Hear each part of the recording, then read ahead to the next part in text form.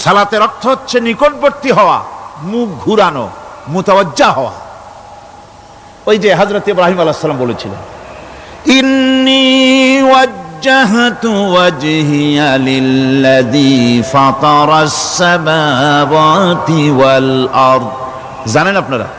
পড়েন, ইন্নী ওয়াজ্জাহতু ওয়াজহিয়া লিল্লাযী ফাতারাস সামাওয়াতি ওয়াল আরদা হানিফা ওয়া মা আনা মিনাল মুশরিকিন। নিশ্চয় আমার মুখ ঘুরায় দিলাম কার দিকে? যিনি আকাশ এবং জমিনের স্রষ্টা, সব কিছুর মালিক যিনি, তার দিকে আমি মুতাওয়াজ্জা হলাম। নামাজের অর্থই হচ্ছে মুতাওয়াজ্জা হওয়া, মুখ ঘুরিয়ে দেওয়া, চেহারা ঘুরিয়ে দেওয়া। আর নামাজের আরেক অর্থ হচ্ছে নিকটবর্তী থেকে আরো নিকটবর্তী হওয়া।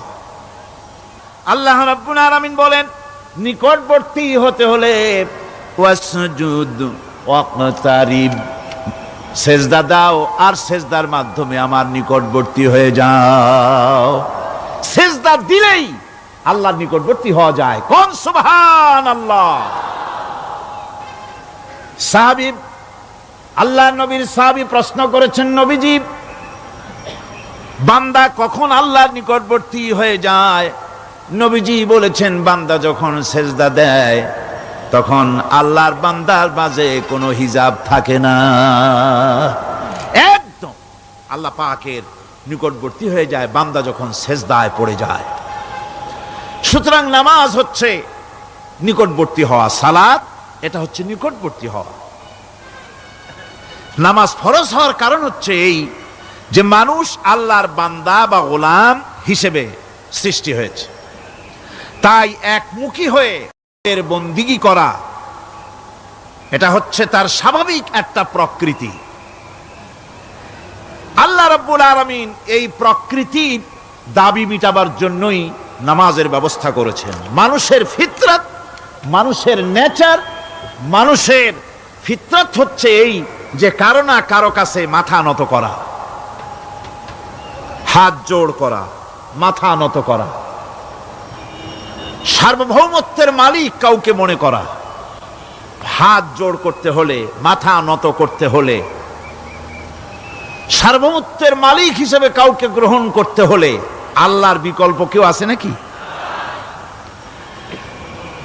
ইসলামের মূল দাওয়াতটা হলো ফিতরাত অনুযায়ী দাওয়াত দেওয়া হয়েছে, মানুষ যেন মাথা নত করে, গোলামি করে।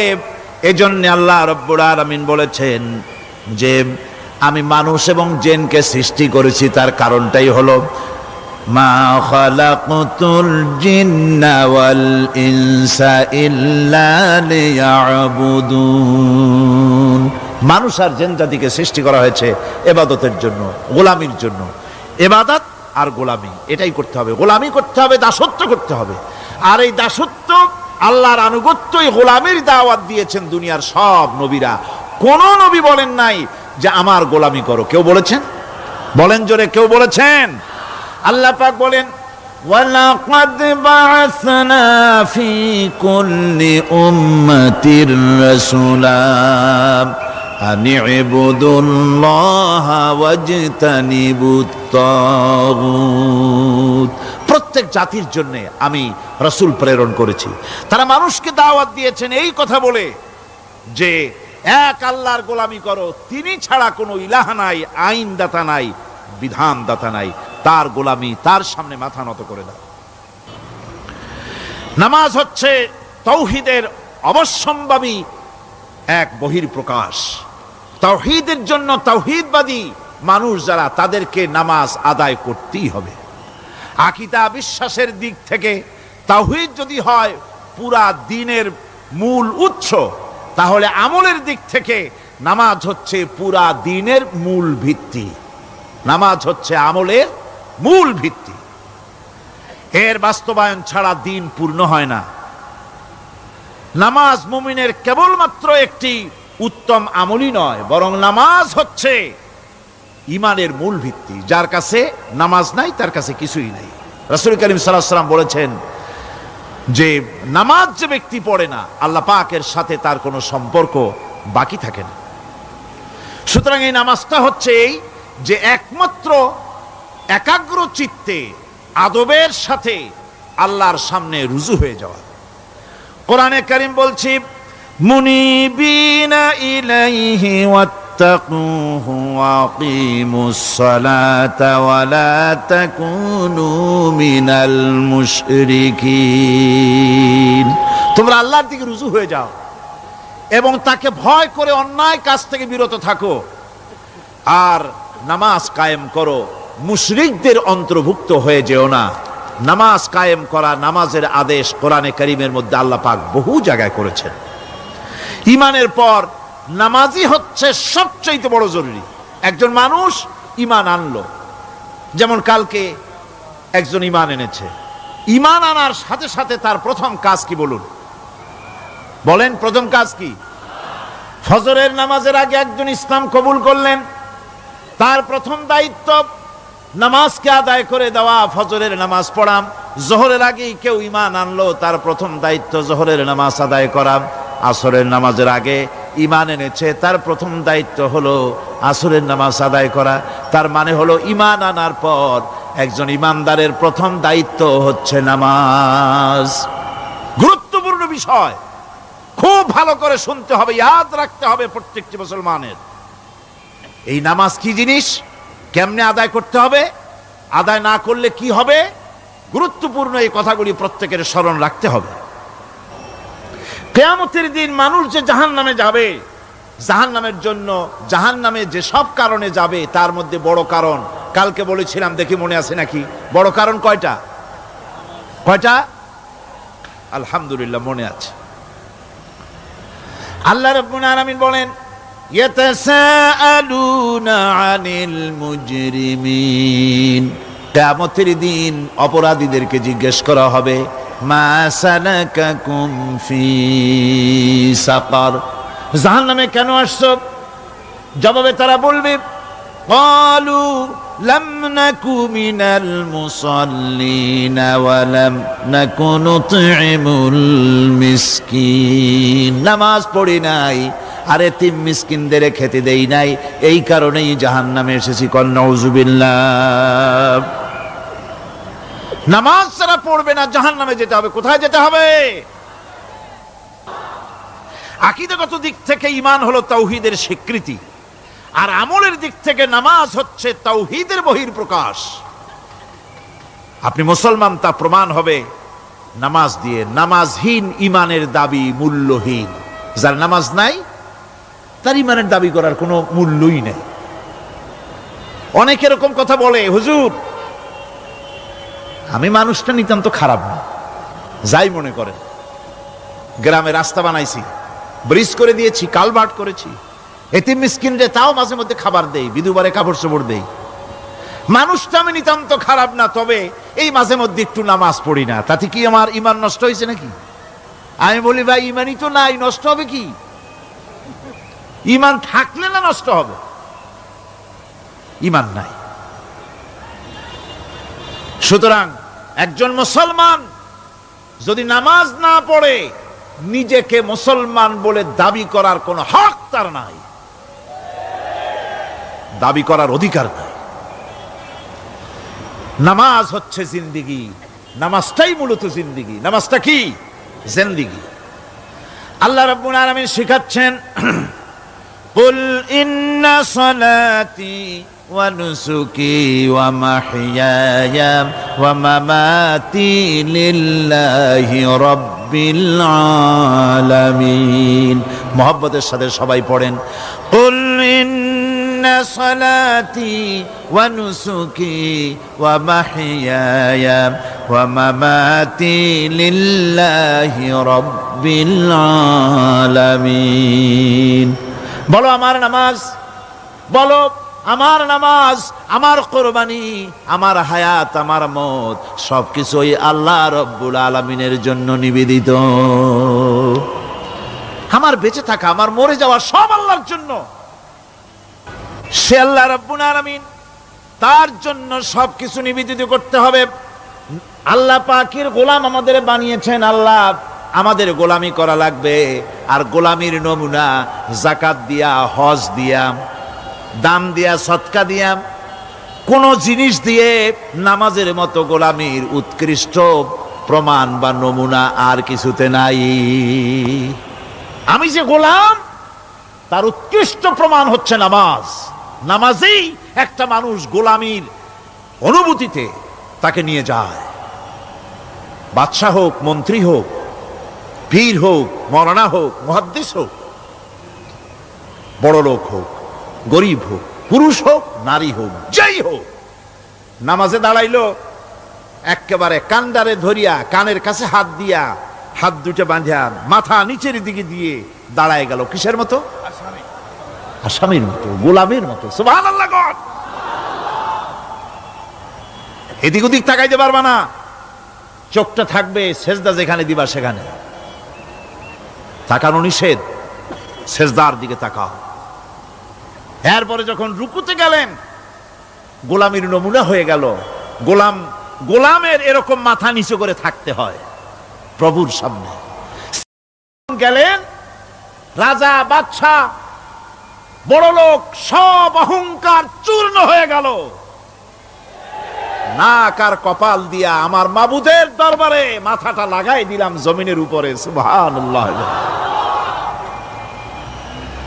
আমি আমার ভাষায় বলি, আমি আমার ভাষায় কথাটা এভাবে বলি, এই জমিনটা যদি কাগজ হয় আর আমার নাকটার কপালটা যদি কলম হয়, তাহলে আমি যে গোলাম দৈনিক 5 বার আমার নাক আর কপাল দিয়া জমিন নামক কাগজের উপরে, দাস খতের উপরে দৈনিক 5 বার নাক আর কপাল দিয়া সই করে দেই, আল্লাহ আমি তোমার গোলাম, আর কারো গোলাম নই।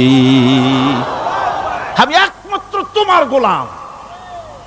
ঘুমের থেকে উঠে সেজদা দিয়ে বলি, দুপুরের সময় কাজ ফালাইয়া আর একবার বলি, বিকেল আসার আগেই আসরে আর একবার বলি, দিন যখন শেষ হয় আর একবার বলি, রাতে যখন শুতে যাই আর একবার সেজদা দিয়া ঘোষণা করি, মাবুদ আমি তোমার গোলাম। সুবহানাল্লাহ। নামাজ হচ্ছে ইসলামের গণ্ডির মধ্যে প্রবেশের প্রমাণ। কোরআনে কারীম বলছে, ফাইন তাবু ওয়া আকামুস সালাতা ওয়া আতাউজ যাকাতা ফাইখওয়ানুকুম ফিদ্দীন। সূরা তওবা এসেছে। তারা যদি তওবা করে আর নামাজ কায়েম করে, যাকাত যদি আদায় করে, তাহলে এখন তোমাদের সে দ্বীনি ভাই, এখন ভাই হয়ে গেল। একটু আগে ছিল কাফের, মুশরিক, এখন তোমার দ্বীনি ভাই। দ্বীনের গণ্ডির মধ্যে প্রবেশ করা, কলেমা পড়ার সাথে সাথেই নামাজ। নামাজ হচ্ছে দ্বীনের প্রধান গেট, দ্বীনের প্রধান তোরণ। দ্বীনের মধ্যে প্রবেশ করার জন্য এই গেট দিয়ে প্রবেশ করতে হবে। সুতরাং এই নামাজের এতই গুরুত্ব দেওয়া হয়েছে। ইসলাম যদি ক্ষমতায় আসে, আল্লাহ যেন এনে দেন, জোরে কোন আমিন। ইসলাম যদি ক্ষমতায় এসে যায়, রব্বুল আলামিন তাফসিরে মাহফিল, কোরআন সামনে নিয়া আশা করে তোমার দরবারে দোয়া করি, এই বিশাল জনসমুদ্রের দোয়া কবুল করো মাবুদ গো, এই বাংলাদেশকে ইসলামের দেশ বানাইয়া দাও। দেশটা যদি ইসলামের হয়ে যায়, আইন যদি আল্লাহর হয়, শাসন যদি সৎ লোকেরা করে, রব্বুল আলামিন কোরআন শরীফে বলেন, তাহলে তারা 4টা কাজ করবে। আল্লাযীনা মাক্কান্নাহুম ফিল আরদ আকামুস সালাতা ওয়া আতাউজ যাকাত ওয়া আমারু বিল মা'রুফি ওয়া নাহাউ আনিল মুনকার। মুমিনেরা ক্ষমতা এসে প্রথম যে কাজটা করবে, প্রথমে ক্ষমতা এসেই নামাজ বাধ্যতামূলক করবে। প্রথম কি? ওয়াজ নসিহতে অনুরোধ করা হবে না, বাবাজিরা আল্লাহর রাস্তায় নামাজটা পড়ে না। রেডিও এবং টেলিভিশনের মাধ্যমে রাষ্ট্রপ্রধান অর্ডার করে দিবেন, যারা আকেল বালিগ সকলের জন্য নামাজ বাধ্যতামূলক, নামাজ পড়তেই হবে। এটা অর্ডার। বেলা যখন 1টা বেজে যাবে, বেলা যখন 1টা বাজবে, সমস্ত মসজিদে আজান শুরু হয়ে যাবে। আজানের সাথে সাথে অফিস, আদালত, কল কারখানা, ক্ষেত খামার, শিক্ষাঙ্গন সব ডেডলক হয়ে যাবে। আধা ঘন্টার জন্য বন্ধ হয়ে যাবে। যারা মুসলমান অফিসে, কলেজে, ইউনিভার্সিটিতে, সর্বত্র তারা নামাজের জন্য প্রস্তুতি নেবেন। আধা ঘন্টার ভিতরে নামাজ আর খানা সেরে আবার কলেজ চলবে, বিশ্ববিদ্যালয় চলবে, কল চলবে, কারখানা চলবে, ক্যান্টনমেন্ট চলবে, সেক্রেটারিয়েট চলবে, সব আপন গতিতে চলতে থাকবে। আল্লাহর রহমত, বরকত আকাশ ফেরে নাজিল হয়ে যাবে। আর এই অর্ডার যে দেওয়া হবে, নামাজ পড়বেন সেখানে। থানায় যখন আজান হবে, থানায় আজান হয়ে গেছে, থানার স্টাফ, পুলিশ যারা আছে জামাতে খাড়া হয়ে যাবে, ইমামতি করবেন ওসি সাহেব। এসপির অফিসে এসপি সাহেব ইমামতি করবেন, ডিসি সাহেব তার অফিসে ইমামতি করবেন, মন্ত্রী সেক্রেটারিয়েট ইমামতি করবেন, প্রেসিডেন্ট বঙ্গভবন ইমামতি করবেন, বিশ্ববিদ্যালয়ের ভাইস চ্যান্সেলরের ইমামতিতে সে জায়গার মুসলমান ছাত্র ছাত্রী, শিক্ষক শিক্ষয়িত্রী এক জামাতে নামাজ আদায় করবে। এই যদি হয় চিত্র দেশের, অপরাধ থাকবে? থানায় ওসি সাহেব নিজেই যদি জামাতের ইমামতি করেন, এইভাবে নামাজ আদায় করেন পুলিশদের নিয়ে জামাতে, ঘুষ আর খাবে তারা? এসপি সাহেবের অফিসে, ডিসি সাহেবের অফিসে মন্ত্রীরা যদি এভাবে নামাজ কায়েম করে, তাহলে কি অন্যায় অপরাধ কিছু থাকবে সমাজে? থাকবে না। সুতরাং নামাজ বাধ্যতামূলক করে দেওয়া হবে। নামাজ বাধ্যতামূলক, সকলকে নামাজ পড়তে হবে। নামাজ হচ্ছে অপকর্মের প্রতিবন্ধক। নামাজ পড়লে অন্যায় কাজ থেকে বাঁচার পথ। অন্যায় থেকে বাঁচাই কিসে? নামাজ। আল্লাহ রাব্বুল আলামিন বলেন, উতলু মা উহিয়া ইলাইকা মিনাল কিতাবি ওয়া কিমিস সালাম ইন্নাস সালাতা তানহা আনিল ফাহশাই ওয়াল মুনকার। হে নবী, এই কিতাব তেলাওয়াত করো, যা তোমার প্রতি অবতীর্ণ করা হয়েছে, এই কিতাব তেলাওয়াত করো আর নামাজকে প্রতিষ্ঠা করো। নিঃসন্দেহে নামাজ মানুষকে পাপাচার থেকে বাঁচায়া দেয়। অশ্লীলতা, পাপাচার থেকে মানুষকে বাঁচায় কে? জোরে চিল্লায় কোন কে? নামাজ। এই নামাজ মানুষকে অন্যায় কাজ থেকে বাঁচায় দেয়। নামাজ যে মানুষকে অন্যায় কাজ থেকে বাঁচায়, কেমনে বাঁচায়? আমরা যে নামাজ পড়ি, এই নামাজে তো আমাদেরকে অন্যায় কাজ থেকে বাঁচাইতে পারে না। নামাজি বহুত মানুষ আছে অন্যায় করে, করে কিনা কোন? না করে না? করে। নামাজি অথচ অন্যায় করে। আর আল্লাহ বলছেন নামাজিকে, নামাজ তাকে অশ্লীলতা থেকে ফিরায়। তাহলে কথা কারটা ঠিক? আল্লাহরটা। জোরে বলেন, কারটা ঠিক? অবশ্যই আমার আল্লাহর কথা হক। আমি ভুল করতেছি, আমি যেন কোথাও ভুল করতেছি, সামথিং ইজ রং, কোথাও যেন আমরা ভুল করে বসতেছি, সেই ভুলটা কি আমরা আবিষ্কার করতে চেষ্টা করবো ইনশাআল্লাহ। প্রথম যে কথাটা সেটা হচ্ছে এই যে আমরা যা নামাজে পড়ি আমরা তা বুঝি না। কথা ঠিক কিনা? আমি যদি এখন প্রশ্ন করি সামি আল্লাহু লিমান হামিদা অর্থ কি কোন? ফার্স্ট ডিভিশনে কয়েকটা লেটার নিয়ে ফেল করবেন এরকম লোক আছেন না নাই? সুবহান রাব্বিয়াল আলা অর্থ কি জানি না, সুবহান রাব্বিয়াল আযীমের অর্থ কি জানি না, দোয়ার কুনুত অর্থ কি জানি না, তাশাহুদ অর্থ কি জানি না, সূরা ফাতিহার অর্থ কি জানি না, এমন কি উযুর মধ্যে কয়টা ফরজ তাও অনেকের জানা নাই। কথা কি বেশি বললাম না ঠিক বলছি? একজনের জিজ্ঞেস করলো, মিয়া উযুতে কয় ফরজ? কয় হুজুর কি মনে করেন যে বুঝি জানি না? এটা তো সাধারণ ব্যাপার, বলেন না কয় ফরজ? কয় উযুতে তো 17 ফরজ।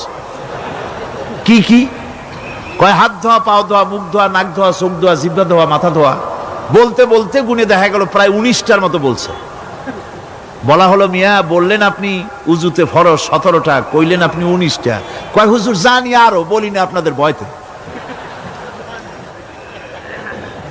উযু জানে না, নামাজ জানে না, তাকে এই নামাজ কেমনে ফিরাবে অন্যায় কাজ থেকে? কথা বুঝতে পেরেছেন? নামাজে আল্লাহু আকবার বললাম, এরপরে সানা পড়লাম, তারপরে সূরা ফাতিহা পড়লাম। সূরা ফাতিহার ভেতরে যে সমস্ত কথাগুলি বললাম সেই কথাগুলি বুঝি না, কি বলেছি তাও জানি না। এরপরে সুবহান রাব্বিয়াল আলা বলেছি, সুবহান রাব্বিয়াল আযীম বলেছি, সামি আল্লাহু লিমান হামিদা বলেছি, অর্থ কি জানি না। আল্লাহ তা শুনতে পান, যে ব্যক্তি আল্লাহর প্রশংসা করেন তিনি তা শুনতে পান। নামাজের মধ্যে আইডিয়া দেওয়া হচ্ছে, তুমি যে আল্লাহর জন্য নামাজ পড়তেছো, প্রশংসা করতেছো, এটা এমন নয় যে আল্লাহ পাক দেখছেন না বা শুনতেছেন না। তুমি যা বলতেছো, প্রশংসা করতেছো, আল্লাহ পাক তা শুনতে পাচ্ছেন। সামি আল্লাহু লিমান হামিদা, সুবহান রাব্বিয়াল আলা, আমি মহান সর্বশ্রেষ্ঠ আল্লাহ রাব্বুল আলামিনের পবিত্রতা ঘোষণা করছি, আমি তার প্রশংসা করছি। সূরা ফাতিহার কি আমরা বলি আপনারা ব্যাখ্যা দেখে বুঝে নিয়েন, সেগুলি আমি এখানে বলে বাকি কথা সব শেষ করতে পারবো না। নামাজে কি পড়েন সেটা যদি জানতেন, অবশ্যই আল্লাহ রাব্বুল আলামিনের কথা কার্যকরী হয়ে যেত। ইন্নাস সালাতা তানহা আনিল ফাহশাই ওয়াল মুনকার, নামাজ মানুষকে পাপের কাজ, অশ্লীলতা থেকে ফিরাতে পারে। আল্লাহ ইন্না বসায়ছেন, নিশ্চয়ই, বেশক, অবশ্যই নামাজ পাপ থেকে ফিরাবে। কিন্তু কেমনে ফিরাবে নামাজ তো বুঝি না, নামাজ তো বুঝি না। খালি সেজদা দেয় জনমের মতো, আর সেজদা কি? নামাজে যদি দেখে ইমাম দেরি করতেছে, আত্তাহিয়াত পড়তে দেরি হয়ে যাচ্ছে, পিছন থেকে সিগন্যাল মারে, ঠিক কিনা? বেয়াদব, বেয়াদব। তোমার নামাজ, তোমার আত্তাহিয়াত আগে শেষ হয়েছে, তাতে কি হয়েছে? চুপ করে বসে থাকো। ইমামকে কাশি দিয়া সতর্ক করার অধিকার তোমার নাই। যদি ইমামকে সতর্ক করার জন্য কাশি দিয়ে থাকো, তোমার নামাজ ফাসেদ হয়ে যাবে। এটা ফাজলামি করার জায়গা না, এটা নামাজ। এর নাম কি? ধীরে সুস্থে নামাজ পড়তে হবে। অনেকে মসজিদটারে মনে করে জেলখানা, ঢুকতে যত দেরি, বেরোতে পারলে যেন বাসে যান ছটফট করে। সিনেমার মধ্যে গিয়ে ঘন্টার পর ঘন্টা বসে থাকে, খারাপ লাগে না? মসজিদে কেরাত যদি একটু লম্বা পড়ে, পিছনে বসে খালি কি যে করে মনে মনে বলতে থাকে যে ইমাম এমন কাঁচা ছাড়া ছাড়ি না। আর গান যখন শোনে, শুনতেই থাকে, কত মজা, ঘুম আসে না। নাউযুবিল্লাহ। সুতরাং নামাজে কি পড়েন সেটা আপনাকে বুঝতে হবে।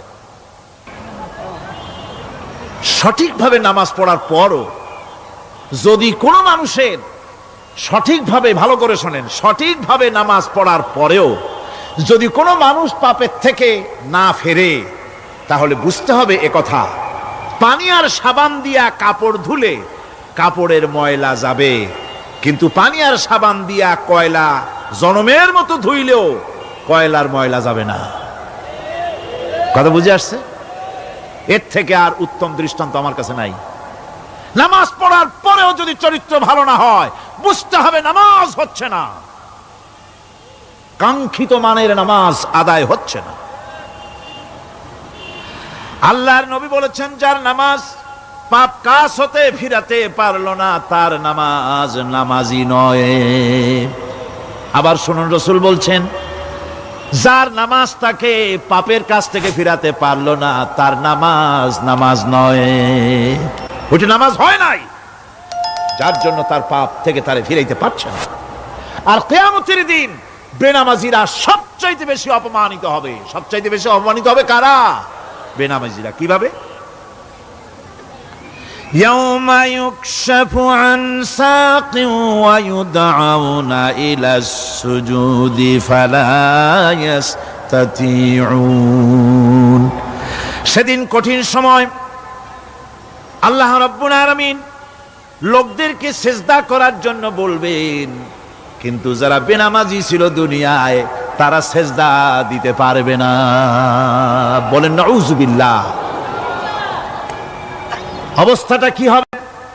খাশিআতান আবসারুহুম তারহাকুহুম যিল্লাহ, তাদের দৃষ্টি নিচু হবে, লাঞ্ছনা এবং অপমান তাদের উপরে চেপে বসবে, সেজদা দিতে পারবে না। আল্লাহ আমাদেরকে ক্ষমা করুন। কিয়ামতের দিন হযরত আদম আলাইহিস সালাম থেকে শুরু করে পৃথিবীর সমস্ত মানুষের সামনে আল্লাহ রাব্বুল আলামিন সেজদা করার জন্য অর্ডার করবেন। যারা নাকি বেনামাজি, ওরা আল্লাহর দরবারে সেদিন সেজদা দিতে পারবে না, লাঞ্ছিত অপমানিত হবে। জোরে কোন নাউজুবিল্লাহ।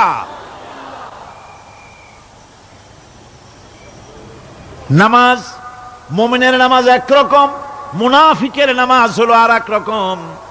মুনাফিকরাও নামাজ পড়ে, পড়ে কিনা কন? মুনাফিকেরাও নামাজ পড়ে।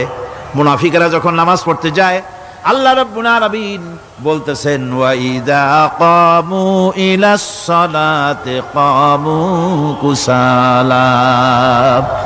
মুনাফিকেরা যখন নামাজ পড়তে দাঁড়ায়, নামাজে আসে ঠিক তারা, কিন্তু নামাজের জন্য দাঁড়ায় খুব শৈথিল্যভাবে দাঁড়ায়, কাহিলি সুস্তি, এ জায়গা চুলকায়, পায়জামা ধরে টান দেয়, টুপিটা ঘুরে আয়, এদিক ওদিক তাকায়।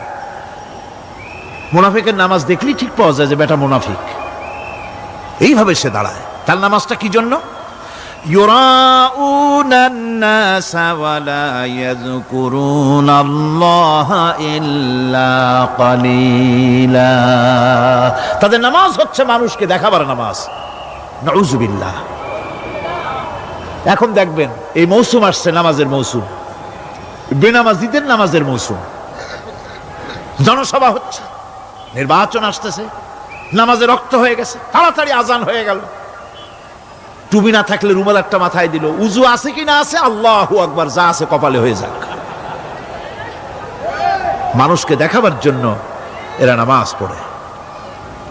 এরা আল্লাহ শরণার্থে নামাজ খুব কম লোকই করে। এরা হচ্ছে মুনাফিক।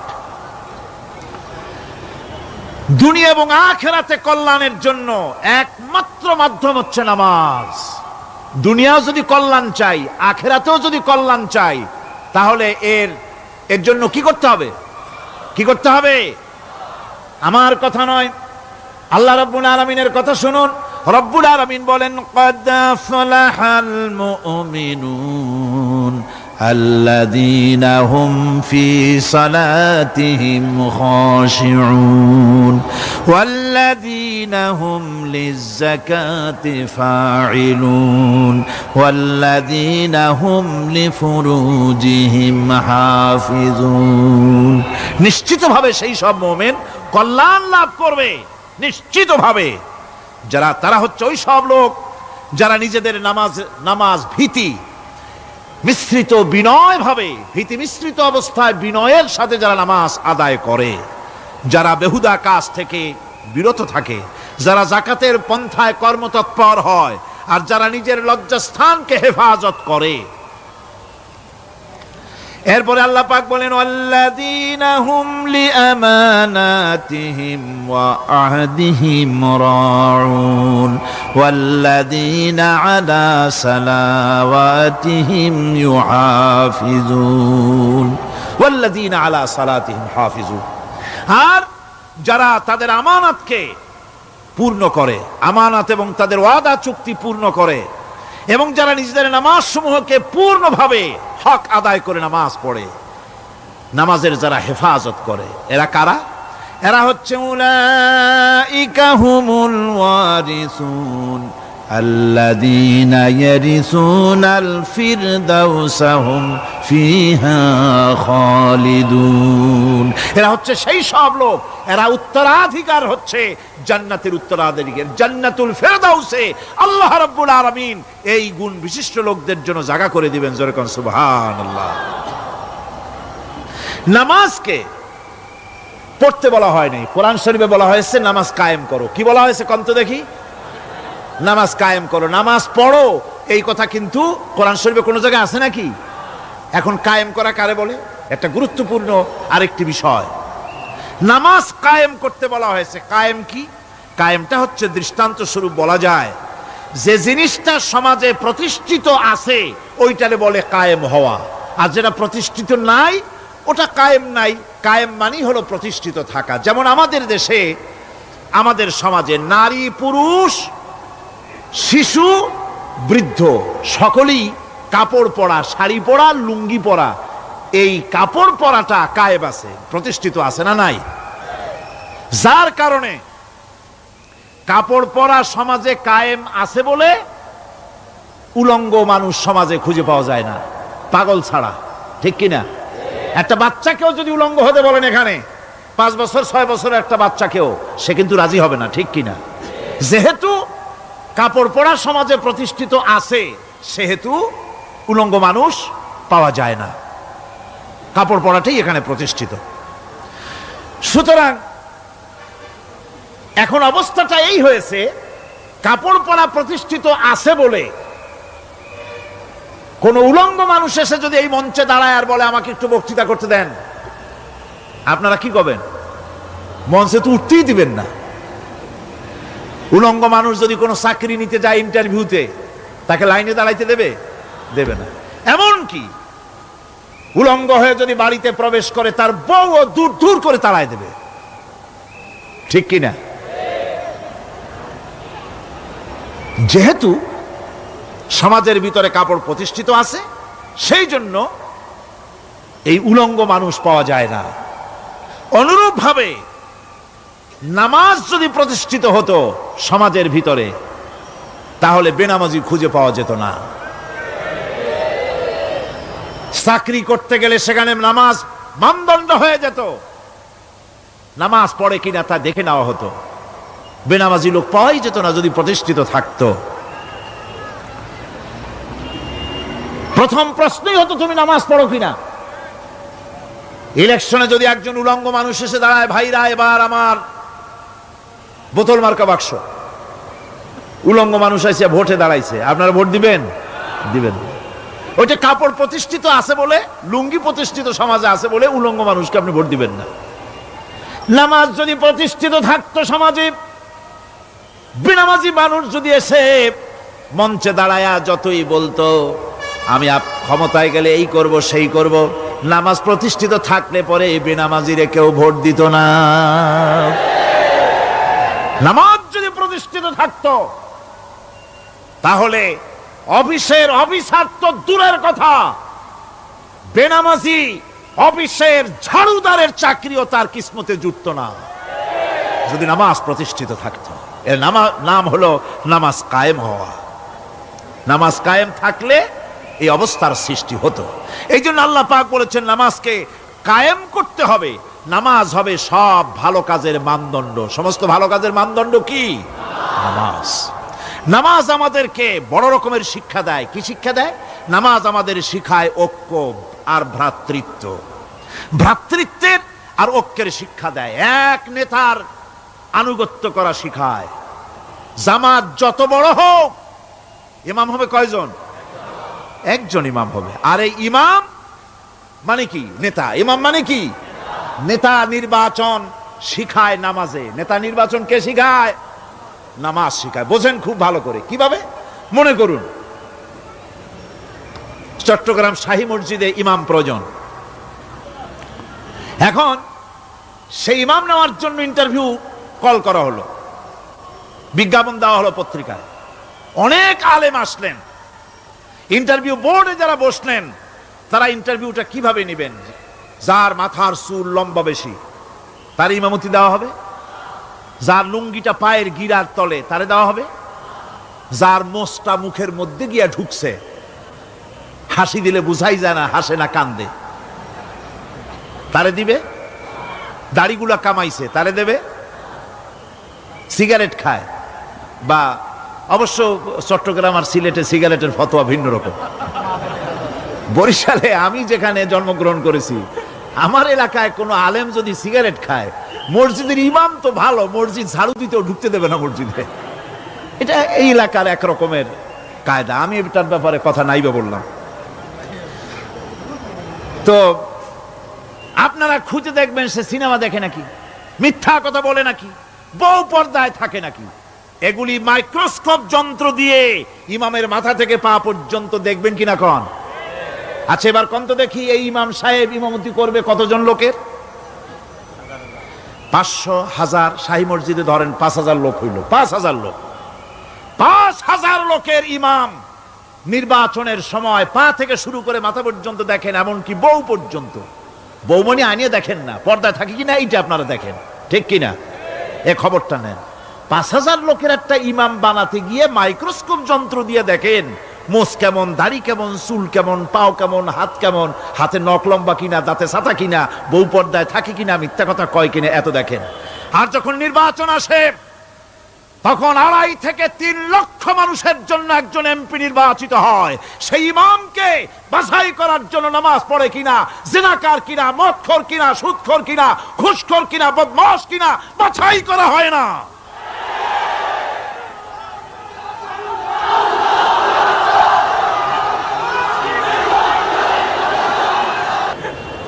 নামাজ আমাদেরকে এটা শিখায় ইমাম কেমনে বানাইতে হবে। কোন সুবহানাল্লাহ। নামাজ ঐক্য শিখায়, নামাজ ভ্রাতৃত্ব শিখায়, নামাজ পারস্পরিক মহব্বত শিখায়, নামাজ নেতা কেমন হওয়া উচিত, নেতা নির্বাচন শিখায়। আবার নেতা ভুল করলে তার ভুল বলা যাবে না, এরকম হতে পারবে না। নামাজের ভিতরে ইমাম যদি ভুল করলেন, আপনি লোকমা দিবেন, সুবহানাল্লাহ, আল্লাহু আকবার বলবেন। যদি তিনি সংশোধন না হলেন আবার দেন, তাতেও সংশোধন হলো না আবার দেন।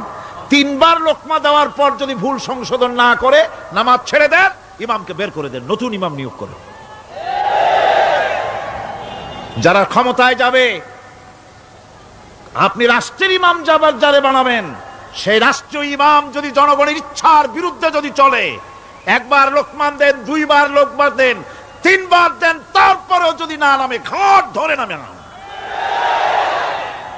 নামাজ আপনাকে নেতা নির্বাচন, নেতাকে প্রতিষ্ঠিত রাখা, নেতার আনুগত্য আপনাকে শেখায়। নামাজ লাইন সোজা করে দাঁড়াতে হবে। লাইন যদি বাঁকা করেন, আপনার কলজেটা ওরকম বাঁকা হয়ে যাবে। নাউযুবিল্লাহ। নামাজের কাতারে যার কারণে নামাজের কাতার বাঁকা হবে, পুরা কাতারের জন্য আল্লাহর কাছে ওই লোকটা দায়ী হয়ে যাবে। নামাজ শৃঙ্খলা শিখায়। সুবহানাল্লাহ কইতে ইচ্ছা করে না? নামাজ শৃঙ্খলা শিখায়, শৃঙ্খলা বোধ শিখায়, সোজা হয়ে দাঁড়ায়। তারপরে ঐক্য এবং মহব্বত শিখায়। নামাজের ভিতরে যখন দাঁড়ায় গেলেন, আমির দাঁড়ালো, ফকির দাঁড়ালো, মন্ত্রী দাঁড়ালো, তার ড্রাইভারও দাঁড়ায় গেল, একই কাতারে দাঁড়ায় গেছে। নামাজ পড়তে গিয়ে ড্রাইভারের পাও গিয়ে লেগেছে মন্ত্রীর গায়ে। নামাজ শেষ হওয়ার পর মন্ত্রীর বাবার ক্ষমতা নাই এ কথা বলার যে বেটা ড্রাইভার সলিমুদ্দি, তোর পাও লেগেছে আমার পায়ে, তোর চাকরি শুদ্ধা দোজকে পাঠায় দেব। পারবে বলতে? পারবে না। মিয়া মন্ত্রী সাহেব, এটা তোমার সেক্রেটারিয়েট না, এটা আল্লাহর ঘর। এটা কার ঘর? এক হি সাপ মে খড়ে হো গয়ে মাহমুদ ও আয়াজ, এক হি সাপ মে খড়ে হো গয়ে महमूद आयाज, न कोई बंदा रहा न कोई बंदा नवाज। একই কাতারে দাঁড়িয়ে গেছে সম্রাট মাহমুদ আর চাকর আয়াজ। এখন সম্রাট মাহমুদও নাই, চাকর আয়াজও নাই, সম্রাট আর চাকর দুজনই আল্লাহ পাকের গোলাম হয়ে গিয়েছে। তুমি মসজিদে এসেছো, তুমি আল্লাহর গোলাম। কার গোলাম? আল্লাহ পাকের গোলাম। এই জিনিস শিখায় নামাজ। নামাজ শিখায় মানুষকে পাঞ্চুয়ালিটি, নিয়মানুবর্তিতা, সময়ের জ্ঞান শিখায় নামাজ।